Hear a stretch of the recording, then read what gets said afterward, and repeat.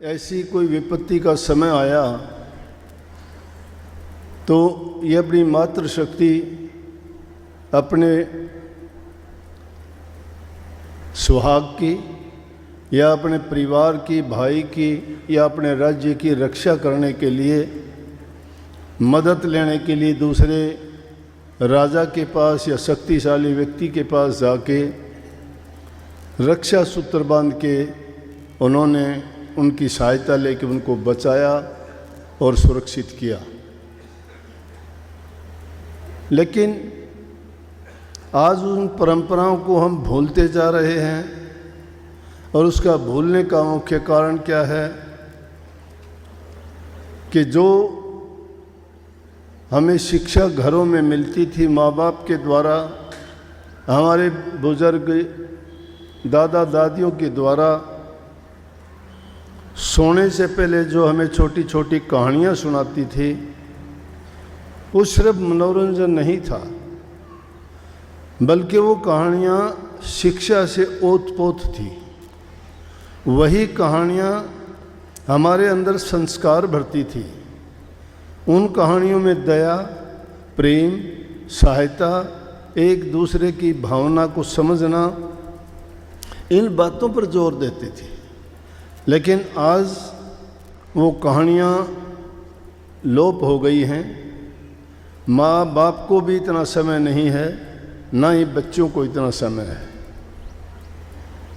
बच्चे तो या तो स्कूल है, स्कूल से आने के बाद ट्यूशन है, ट्यूशन के बाद में उनका होमवर्क है और होमवर्क के बाद में भी रात को तो देर रात तक जगते हैं, सुबह को बहुत देर से उठते हैं। जबकि किसी भी सभ्यता में इस बात को ऊंचा माना गया है कि जो आदमी टाइम से सोता है, टाइम पर उठता है, उसके अंदर बल, बुद्धि और विद्या बढ़ते हैं। अंग्रेजी में भी कहावत है, early to bed early arise, it makes a man healthy wealthy and wise. लेकिन आज कुछ उल्टा हो गया। काम करने के समय में सोते हैं, सोने के समय में काम करते हैं। नींद का समय होता तो जगते हैं और जब जगने का समय होता तो सोते हैं। हमारा देश ऋषि मुनियों का, जिसमें प्रभु भक्ति, प्रभु का गुणगान, अपने उच्च चरित्र, अपने व्यक्तित्व को निखारना, दूसरे की सहायता करना, मन के अंदर प्रेम और परहित के लिए अपना कोई कष्ट या दुख महसूस नहीं करना, ये हमारी सभ्यता और संस्कृति थी। लेकिन अब ऐसा समय है कि उन बातों की कमी के कारण ये चीज़ें भी हमारे अंदर से लोप होती जा रही हैं और सिर्फ हर इंसान का उसको स्वार्थ दिखाई देता है।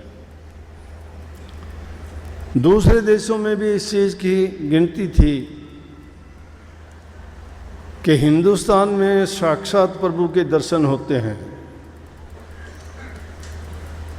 यहाँ परमात्मा की पूजा होती है। लोगों की आस्था इतनी होती है कि वो जो चाहते हैं परमात्मा से वही काम करवा लेते हैं।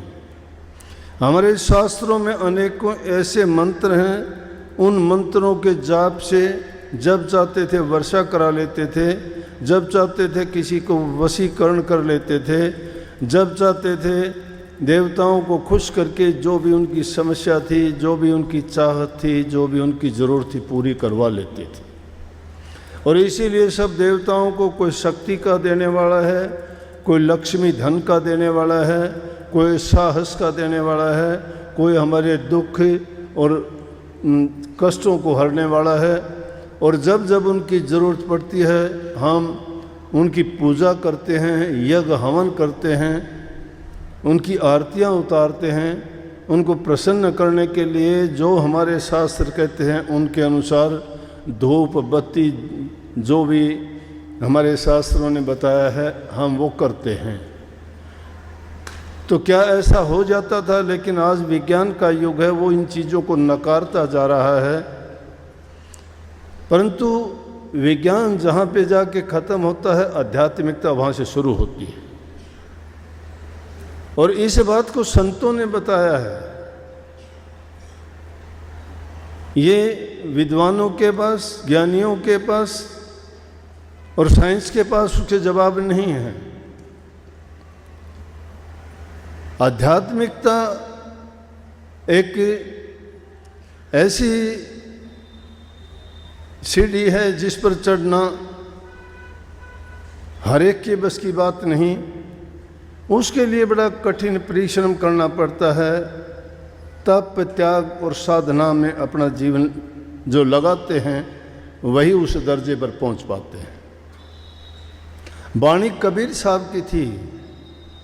कबीर साहब हर युग में आए हैं। कोई भी वाणी उठा के देखोगे, कोई भी आपके मन में धर्म से, आध्यात्मिकता से, ध्यान से, अभ्यास से, नाम के जाप से, इनसे संबंधित कोई भी प्रश्न होगा, कबीर साहब की वाणी ढूंढ लोगे, सबका जवाब दे देगा।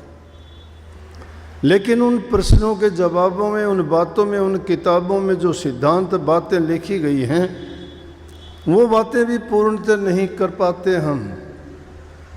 क्यों? बातें क्या है? जो बात कही जाती है, सुनी जाती है, लिखी जाती है, पढ़ी जाती है, बोली जाती है, वो बातें वहाँ नहीं है। वो एक अनुभव है जिसको कोई बता ही नहीं सकता। और वो अनुभव भी कैसा है? ऐसा है जैसे